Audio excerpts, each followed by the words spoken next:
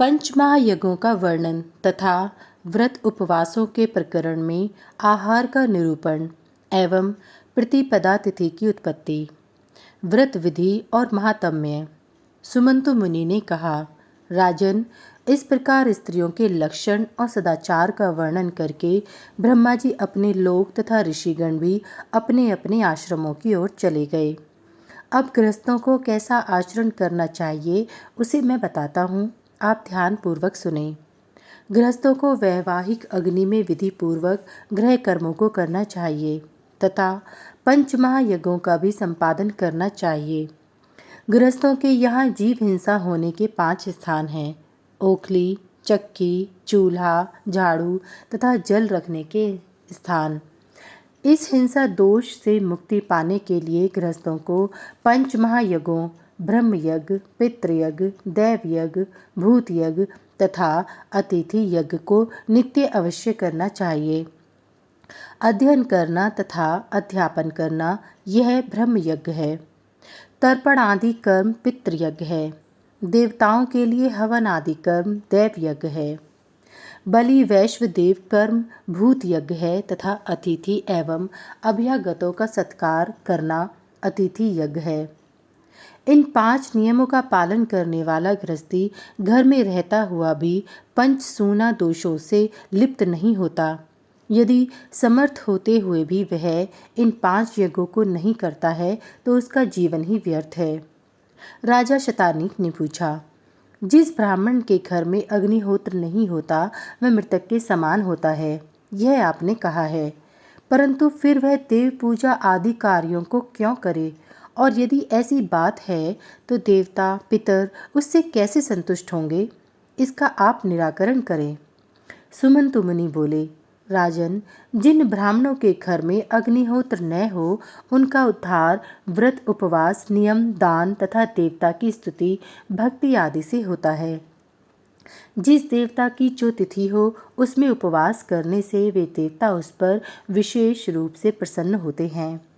राजा ने फिर कहा, महाराज, अब आप अलग अलग तिथियों में किए जाने वाले व्रतों में किए जाने वाले भोजनों तथा उपवास की विधियों का वर्णन करें, जिनके श्रवण करने से तथा जिनका आचरण कर संसार सागर से मैं मुक्त हो जाऊं तथा मेरे सभी पाप दूर हो जाएं, साथ ही संसार के जीवों का भी कल्याण हो जाए। सुमंतु मुनि बोले, मैं तिथियों में विहित कृत्यों को वर्णन करता हूँ, जिनके सुनने से पाप कट जाते हैं और उपवास के फलों की प्राप्ति हो जाती है। प्रतिपदा तिथि को दूध तथा द्वितीया को लवण रहित भोजन करें। तृतीया के दिन तिलान्न भक्षण करें। इसी प्रकार चतुर्थी को दूध, पंचमी को फल, षष्ठी को शाक, सप्तमी को बिल्व आहार करें। अष्टमी को पिष्ट, नवमी को अनग्नि पाक, दशमी और एकादशी को घृताहार करें। द्वादशी को खीर, त्रयोदशी को गोमूत्र, चतुर्दशी को यवान भक्षण करें। पूर्णिमा को कुशा का जल पिएं तथा अमावस्या को भविष्य भोजन करें। यह सब तिथियों के भोजन की विधि है।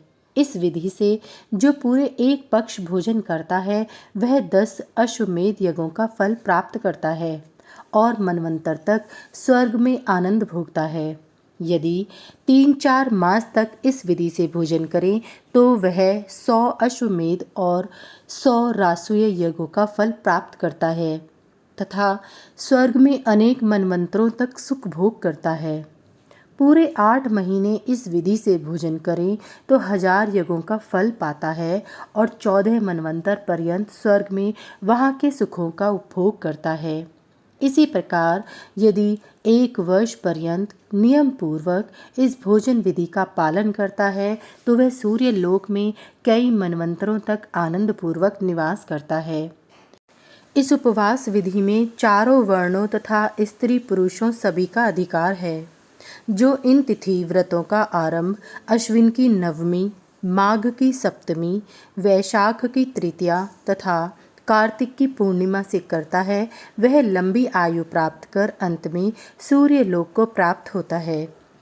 पूर्व जन्म में जिन पुरुषों ने व्रत उपवास आदि किया दान दिया, अनेक प्रकार से ब्राह्मणों, साधु संतों एवं तपस्वियों को संतुष्ट किया, माता पिता और गुरु की सेवा शुश्रूषा की, विधि पूर्वक तीर्थ यात्रा की।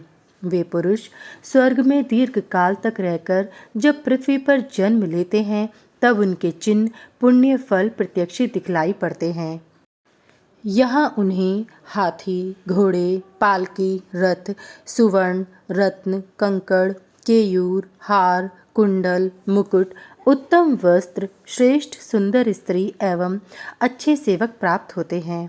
वे आदि व्याधि से मुक्त होकर दीर्घायु होते हैं, पुत्र पौत्र आदि का सुख देखते हैं और वंदी जनों के स्तुति पाठ द्वारा जगाए जाते हैं। इसके विपरीत जिसने व्रत, दान, उपवास आदि सत्कर्म नहीं किया, वह काना, अंधा, लूला, लंगड़ा, गूंगा, कुबड़ा तथा रोग और दरिद्रता से पीड़ित रहता है। संसार में आज भी इन दोनों प्रकार के पुरुष प्रत्यक्ष दिखाई देते हैं। यही पुण्य और पाप की प्रत्यक्ष परीक्षा है। राजा ने कहा, प्रभु, आपने अभी संक्षेप में तिथियों को बताया है, अब यह विस्तार से बतलाने की कृपा करें कि किस देवता, किस तिथि में पूजा करनी चाहिए और व्रत आदि किस विधि से करने चाहिए, जिनके करने से मैं पवित्र हो जाऊं और द्वंद्व रहित होकर यज्ञ के फलों को प्राप्त कर सकूं। सुमंतु मुनि बोले, राजन, तिथियों का रहस्य, पूजा का विधान, फल, नियम, देवता तथा अधिकारी आदि के विषय में बताता हूँ। यह सब आज तक मैंने किसी को नहीं बतलाया है, इसे आप सुने। सबसे पहले मैं संक्षेप में सृष्टि का वर्णन करता हूँ। प्रथम परमात्मा ने जल उत्पन्न कर उसमें तेज प्रविष्ट किया। उसमें से एक अंड उत्पन्न हुआ, उससे ब्रह्मा उत्पन्न हुए। उन्होंने सृष्टि की इच्छा से उस अंड के एक कपाल से भूमि और दूसरे से आकाश की रचना की। तदंतर दिशा, उपदिशा, देवता, दानव आदि रचे और जिस दिन यह सब काम किया उसका नाम प्रतिपदा तिथि रखा। ब्रह्मा जी ने इसे सर्वोत्तम माना और सभी तिथियों के प्रारंभ में इसका प्रतिपादन किया, इसलिए इसका नाम प्रतिपदा हुआ। इसी के बाद सभी तिथियां उत्पन्न हुईं। अब मैं इसके उपवास विधि और नियमों का वर्णन करता हूँ। कार्तिक पूर्णिमा, माघ सप्तमी तथा वैशाख शुक्ल तृतीया से इस प्रतिपदा तिथि के नियम एवं उपवासों को विधि पूर्वक प्रारंभ करना चाहिए। यह प्रतिपदा तिथि से नियम ग्रहण करना है तो प्रतिपदा से पूर्व चतुर्दशी तिथि को भोजन के अनंतर व्रत का संकल्प लेना चाहिए। अमावस्या को त्रिकाल स्नान करें, भोजन न करें और गायत्री का जप करता रहे। प्रतिपदा के दिन प्रातःकाल गंधमाल्य आदि उपचारों से श्रेष्ठ ब्राह्मणों की पूजा करें और उन्हें यथाशक्ति दूध दें तथा बाद में ब्रह्मा जी मुझ पर प्रसन्न हों ऐसा कहें। स्वयं भी बाद में गाय का दूध पिए।